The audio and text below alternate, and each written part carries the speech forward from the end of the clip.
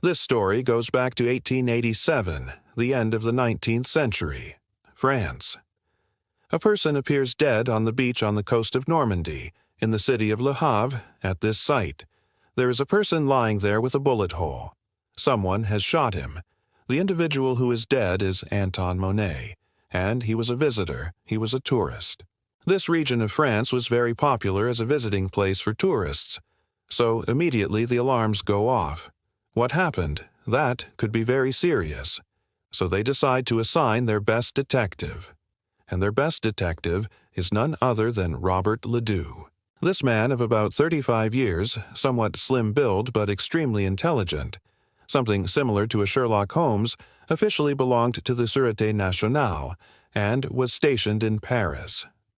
But after solving a really serious case, a conspiracy to overthrow the government, they sent him to Le Havre so that he could be a little calmer. He had been under a lot of pressure. He had been extremely shaken.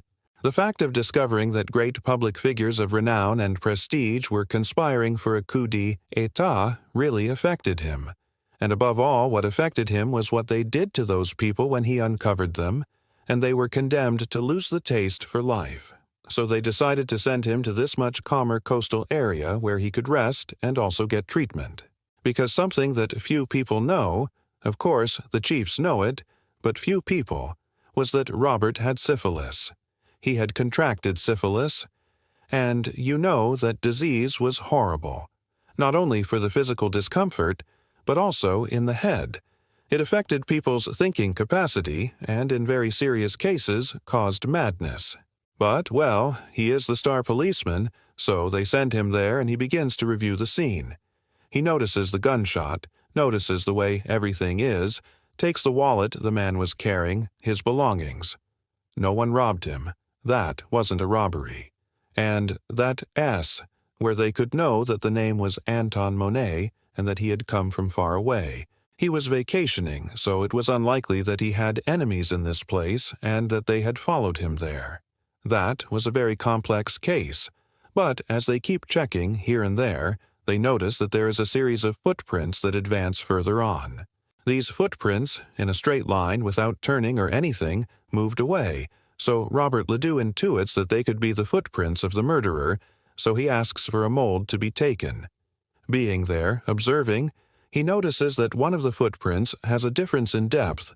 That is, in the sand one went deeper than the other. It could be a person with some kind of disability that makes them limp a little, hobble, but it could also be something else. So, well, he takes the samples and so on, and they leave. The body is taken from there so that tests can be done. They extract the bullet, and when in the afternoon he goes to see the results, the captain informs him of the caliber of the bullet and the type of bullet, and astonishingly, it is familiar to him. It is from a revolver like the ones police officers use. But when he examines the footprints, the molds of the footprints, there's something that intrigues him more: the shape of the footprint. Observing that particular footprint, he deduces that the person who left the footprint lacks the big toe of the right foot. So, after dismissing his assistants, he goes back to check everything, walks to the captain's office and surrenders. "Captain, I killed that man on the beach." The surprise is enormous. He pulls out the revolver and hands over his service revolver, in which they check that indeed there is one spent bullet of the 6 cartridges the revolver could carry. 5 are there, but one has already been fired and corresponds to the caliber of the bullet extracted from that body. When they ask him why or how, in what way, he responds, "I don't know. I think I did it asleep." In reality, he claimed to have no memory of what had happened. He had simply gone to bed at a reasonable hour, fell asleep, and that was it. The next thing he remembers is someone knocking on the door, asking him to come see because there was a dead man on the beach. But when getting up from bed and putting on his socks, he notices they are wet, and seeing his shoes, he notices they are wet and have sand. But he didn't usually visit the beach, so adding all the evident events and situations, he concludes that he is the murderer. He was sent to a psychiatric hospital where he remained until his death in 1935. And if you are a person who likes mystery and police matters and all that, you will know perfectly well that this story I just told you is false. Yes, it is false. It is everywhere. Any portal you enter, any website where they talk about crimes committed by sleepwalkers, you will find the incredible story of the killer policeman Robert Ledoux. In reality, it is part of a novel published in 1963 by Frederick Oughton. The novel is known as The Two Lives of Robert Ledoux, a Possessed Man. And although in the novel it is not clarified that it is fictitious, the only source of all this is Frederick Oughton's novel. If you look for the grave, you won't find it. If you look for any other document, newspaper or something, you won't find it because it is false. But on all websites, including some very recognized news portals, they talk about this as if it were real. And the thing is that the phenomenon of sleepwalking is real. Let me tell you a story. Being young, being perhaps 19 or 20 years old, I found myself studying away from home. The university I attended was far from home, so we lived as a group of young people in a boarding house, each one with his room. But we liked to go to the room of one of the classmates who had a television. There was no internet. There were no streamings. There was none of that. So the one who had the TV put on the channel he wanted, and all the others watched whatever there was. But it was nice. This guy was a sensational man. He was a good friend, and he never had a problem turning on his television so that everyone would sit around wherever they could, on top of the bed, on the headboard, on the floor, to watch whatever program there was or whatever movie there was. It didn't matter, because our friend Juanito generally fell asleep. And the rest of us finished watching the program and turned off the television, not without first having a little fun. And it's that Juanito had a sleepwalking problem. His sleepwalking was not so risky. He simply began to talk, but if you answered him, he kept the conversation going. And if you asked him questions, he answered even if they were very strange things and partly incoherent. But he answered. On one of those occasions, he surprised all of us and caused us fear because we had been talking about lurid topics, paranormal things, ghosts, apparitions, etc., etc. But obviously, he fell asleep, and the rest of us were still there with the chat about those stories of apparitions and things when suddenly he sits up with his eyes very wide open, looks at us fixedly and with a hoarse, deep voice says, "We are gathered, the circle of the demon." Then, with that same look, he looks at each of us, turns around and goes back to sleep. That was how he was. However, he was a mild case. His sleepwalking was limited to a phenomenon of hypnolalia. He began to talk in his sleep. But once he started, he could hold a conversation, even when his answers were quite absurd, like the day he told us about how pretty his girlfriend's hair was. He didn't like how another girl we knew from somewhere, a schoolmate or something, wore her hair. He liked his girlfriend's hair, but in reality, no one was talking about that. It was part of his imagination, only that a relative of his was much more serious because he did get up out of bed, went down the stairs, took the car keys, and left the house. Eyes open, responsive, he could avoid obstacles that might be there, manipulate the front door lock and go out, start the car. It was serious. On many occasions they had to hide the keys so that he wouldn't leave. So, although the case of Robert Ledoux is false, it's a novel. There are other cases that are indeed real and indeed possible. There is a very interesting case, and to compare both situations, I'm going to present one more or less from the same time. This case occurred in 1859 in an area known as Marylebone in London. In that place, a woman suddenly broke the window glass and threw her 18-month-old baby out the window. The baby was small enough to fit through a sash, and she simply threw him through there. It was from a second floor. And providentially, he did not meet death. The baby was badly hurt, but did not die. Immediately afterward, the woman began to shout, "Please help me. Save my children. Help me. There's fire. Help me." Many people who were around, there were even people in the street because it was early morning, but people were active, saw the baby fall. An uproar ensued. The police arrived. They knocked on the door of that room and shouted, "Police!" And that woman shouted, "Please come in. Help me. Get my children out." Save my children." When they break the door and enter indeed, there was a little boy and a little girl of 4 or 5 years covered in blood. He got up from the floor where he was only to realize that what he had done was kill his own baby. When the authorities arrived, the man was shattered. He was in pieces. He could not testify. He was truly unwell. The only thing he remembered was the dream itself, having gone to sleep and dreaming that a monster was coming from the floor. And for fear that it would attack his family, he launched to defend them. But it was a nightmare. So he was taken to trial. He was facing the penalty of being hanged, so it was not a small thing. And he accepted it willingly. When this man, Simon Fraser, was questioned by the judge, he maintained that yes, he was guilty, that he deserved the gallows, and that he had no problem, that he was not going to do anything to defend himself. But of course the British tend to be picky, careful, so they analyzed the case, and there was something that did not fit anywhere. The testimonies of acquaintances, relatives, family members pointed to this man as a very self-sacrificing man, a very good person. He was not drunken, he was not violent, he was not a neglectful person. He was a good father and a good husband and a good friend. Why would he have made all this up? And then it would be the family itself who would bring various witnesses who showed that Simon Fraser was a recurrent sleepwalker. Yes, the tragedy had occurred, but a second tragedy should not occur.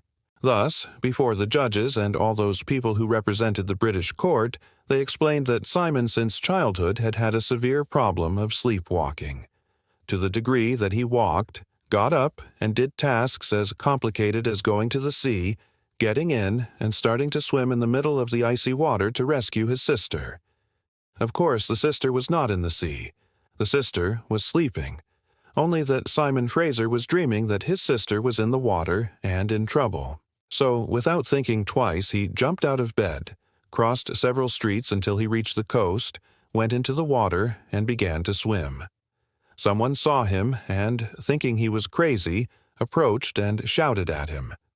And at some point Simon reacted and returned to the shore, insisting that his sister was in the water, until they told him, "You are crazy, you are drunk, what's wrong with you?" And it was then that he realized it had been a dream. They had had to pull him out. In fact, they had helped him get out because with the cold he had begun to have problems. But that was not the only thing. Shortly after getting married, Simon Fraser, in the early morning, suddenly grabbed his wife by the foot, pulled her, threw her out of bed, and began to drag her toward the street.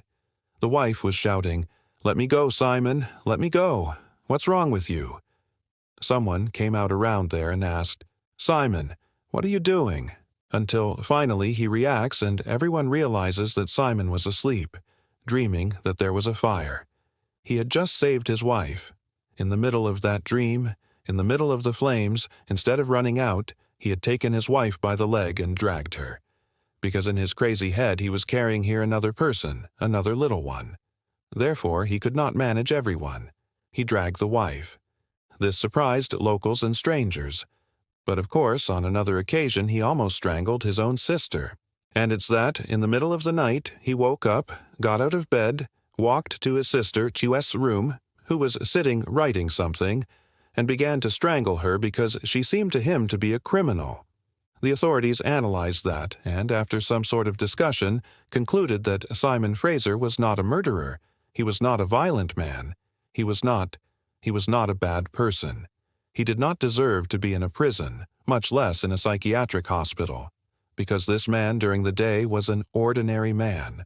His only problem was when sleeping. So they made a very Solomonic decision.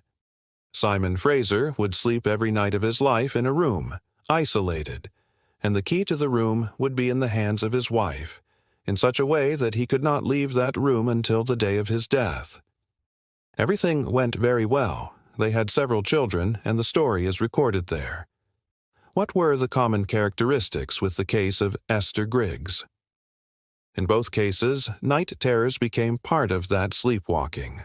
In both cases, both in Esther's and in Simon Fraser's, they had a long history of episodes of complex sleepwalking with complex motor skills, which made it possible to understand that situation.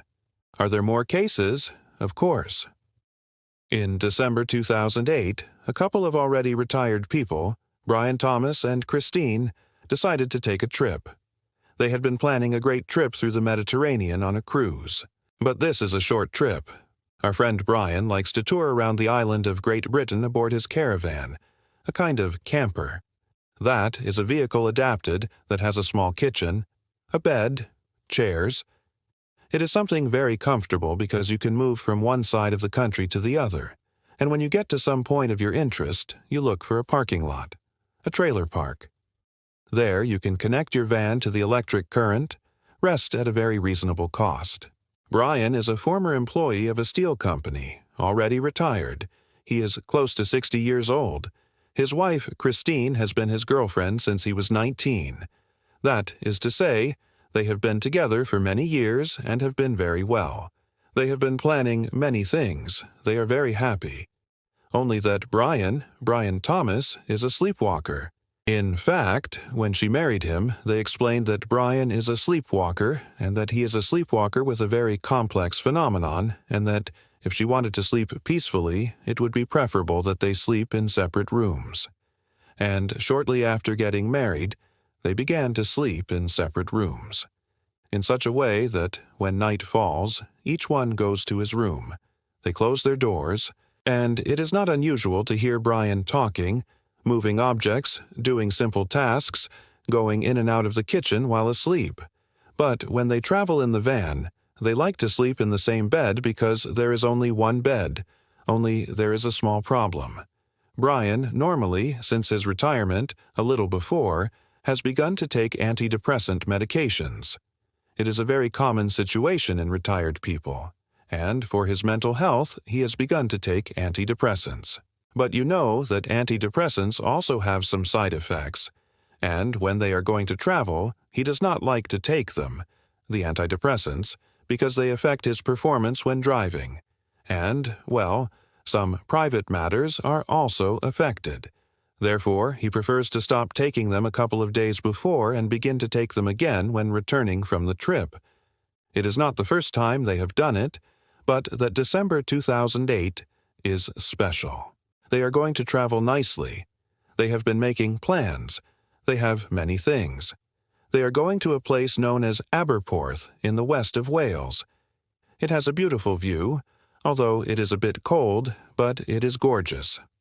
So after their usual tours, they arrive and park in this place known as the Ship Inn car park. They arrange their vehicle, and when evening falls, unfortunately for them, a group of young people begins to cause a commotion. This group of young people has arrived in some cars and has begun to rev engines and do skids and things of that sort. They are very annoying. They are even aggressive. They dress in leather clothes and look like bad guys. To avoid bigger complications, Brian moves the van to the farthest end of the parking lot and they stay there. Even so, those people pass at full speed doing antics and horrible things. Very late at night, finally those thugs go home. Thomas goes into the van. They close the doors and go to sleep.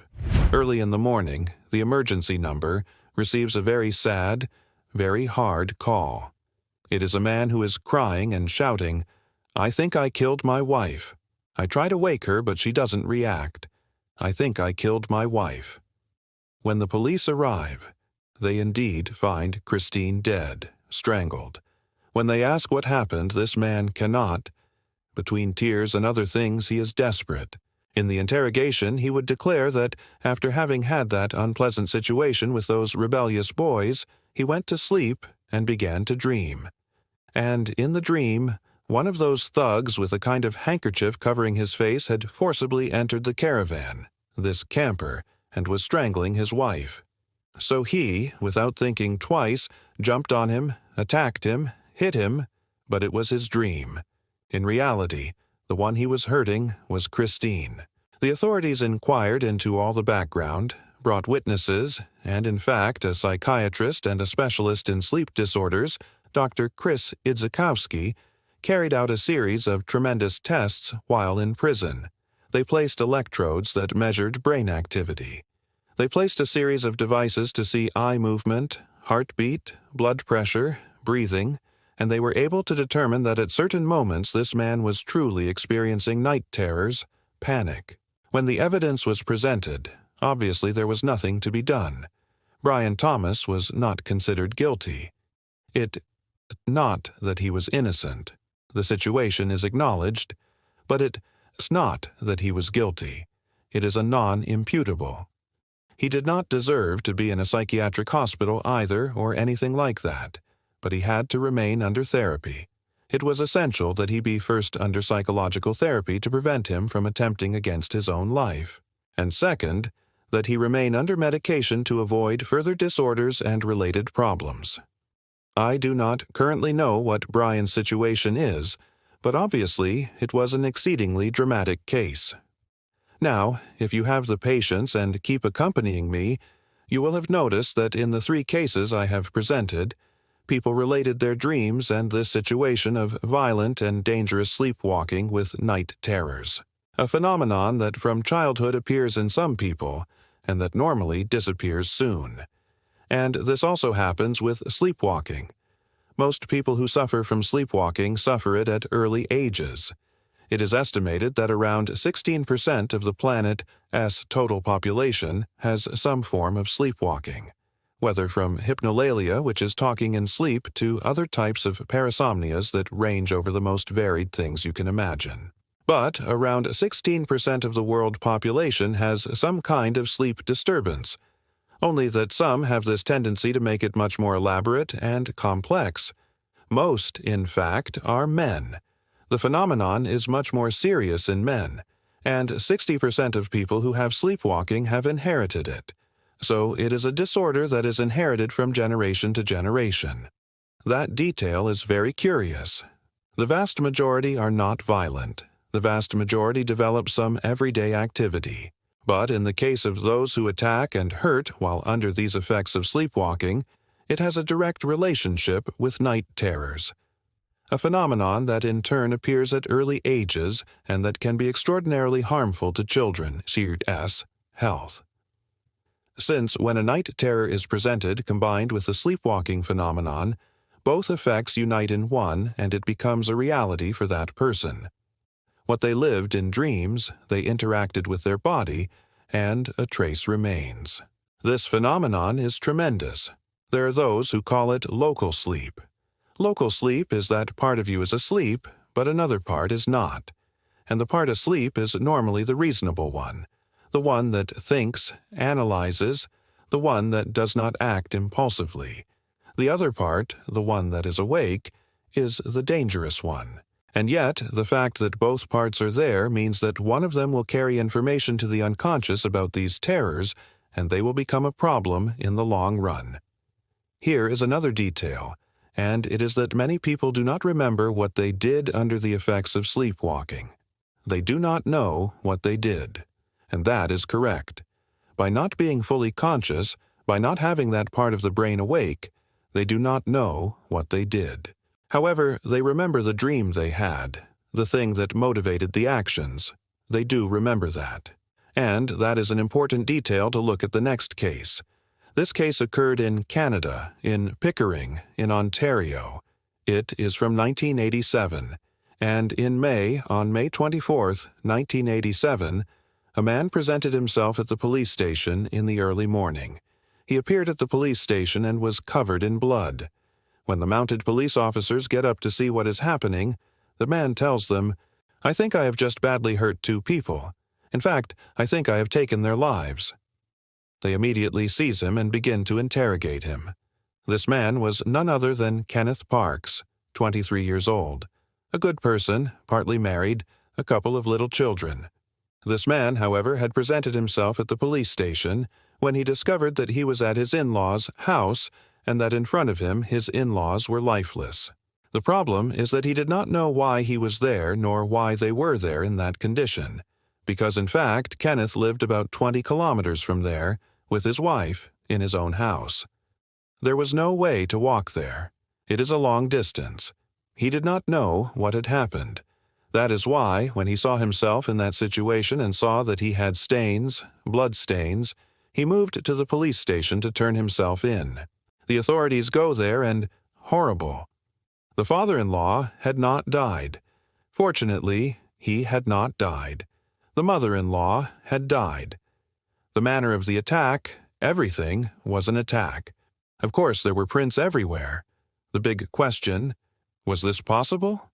Was it possible that a man got in his car, drove 20 kilometers, arrived at this place, opened the door, because he also had a key to that door? Being his in-laws, they had given him a key. So this man took the key, went there, opened the door, did horrors inside, and still managed to get to the police station. When he arrived at the station, he was awake. Let me tell you, he was already awake, but he didn't know what he had done. Obviously, they present the evidence to him, all of that. The interrogation begins, the studies begin. And this man had a long history of night terrors and sleepwalking. But there had been a trigger. Days earlier, Kenneth Parks had found himself involved in an embezzlement. The authorities analyzed the case many times. They did not fully accept that a man, just like that, would claim that he was asleep. And, indeed, it is difficult to prove. And most of the time the authorities are not going to go along with the "I was asleep" case, unless there is evidence. In the case of Kenneth Parks, he had made complex trips outside the home, driving while asleep. Suddenly, he would call his brother on the phone to ask him to go pick him up. He didn't know how he had gotten to where he was, and he was extremely shaken. He had gone to bed, and the next thing he remembered was being on a street he did not know, standing at a traffic light and someone honking behind him. He had driven while asleep. The pertinent exams were made, the tests of neuronal behavior, the electroencephalogram, all that is done, which showed that there was a severe sleep anomaly. Other witnesses also spoke of this, of how there was this situation of antecedents. Hence, Parks was exonerated. The record of the crime remained, and of course follow-up was given. He was obliged to attend therapies, many things. Some years ago, he even came to request a counselor position at his school. They did not give it to him because obviously someone who commits those crimes did not seem the best person for it. But the case was resolved. And there is a Spanish case, I don't know if you have heard of it, the Mangas Verdes case.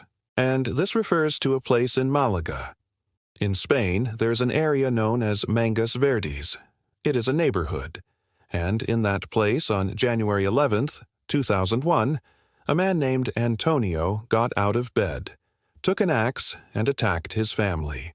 He caused the death of his wife and his mother-in-law. He left a daughter very seriously injured, and the son managed to defend himself, take the axe away from him with just a scrape on one ear, run to a neighbor's house and ask for help. When the police arrived, the guy was already awake.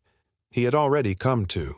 So they take him away, the interrogation begins, and he claims that he had a horrible dream, that he does not know what happened, but that in his dream he was being attacked by giant ostriches. So he took the axe and defended himself. When he woke up, he saw the chaos that there was. He was acquitted in that year 2001, sentenced to remain 10 years inside a psychiatric institution. He was also left with a specific instruction not to approach less than 500 meters from his children. He must never try to have contact with them and must pay an amount. There were many doubts about it. It is a controversial case, and to this day it remains controversial, because one of the children, the eldest son, claimed that the father was talking to them. Not to the ostriches as he claimed, but that he referred to them, son and daughter, which somehow revealed that he was conscious. But there were studies, there were analyses, and finally they considered that he was non-imputable and that he should go to a psychiatric clinic. But, obviously, the authorities have to be cautious. In Houston, Texas, in 2013, there was one of these cases in December. It is the case of Raymond Lazarin, a man over 60-something years old, 67 years old, who caused serious injuries to his wife. He shot her 6 times.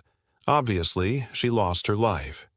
He stated that he was sleeping, and upon waking called his son to tell him that he had dreamed that someone came in and shot his wife.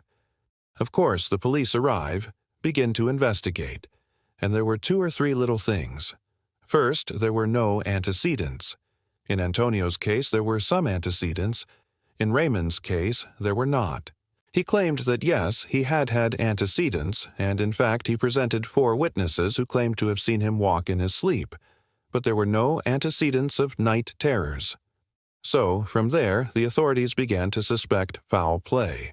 Later, the daughter of the deceased wife, who is not Raymond's daughter, appeared to testify that she had seen domestic violence in her home and that that man had many times threatened her mother with a gun.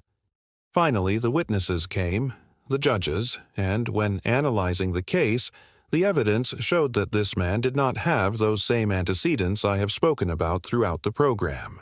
He had not suffered night terrors, he had not done complex things while sleeping, and therefore, after several exams, they determined that this man was lying, that his defense argument due to sleepwalking was not applicable.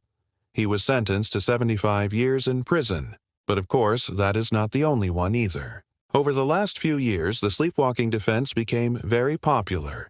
Upon learning of some historical cases and making some stories public, many criminals launched themselves to argue that they did not know what they were doing because they were asleep. What they did not know is that it is relatively easy to detect this type of disorder when it appears in a child. As it evolves, it takes shape, the brain activity fully integrates, these phenomena disappear. But when these phenomena are perpetuated to advanced ages, obviously there are features, there are physical characteristics detectable through electroencephalograms and different studies that can accredit whether there is even the possibility of that. Thus, in the United States today, there is a professional activity known as forensic sleep studies, which are aimed precisely at studying whether a defendant could potentially have done something while asleep. It is a fascinating field. But curiously, at the same time that there are people who commit serious acts, there are people who do the craziest things while asleep. From writing letters to baking cakes, well, an enormous variety of things. The myth says, do not wake the sleepwalker, do not wake him, and in part, they are right. It is preferable to avoid the shock of awakening. That is quite serious. And if the person was having an unpleasant, ugly dream, he may react violently, or he may even suffer a fainting spell due to what is being done to him. The preferable, the ideal, is to guide him. Being highly suggestible, he is in a condition similar to hypnosis. This phenomenon resembles that level of consciousness, so he is easily suggestible with, "Go to bed. You already saved us. You already put out the fire. Phew, how good. The firefighters have already arrived. You can go to sleep." But, obviously, if the person who is with the sleepwalker is sleeping, well, there will not be much opportunity.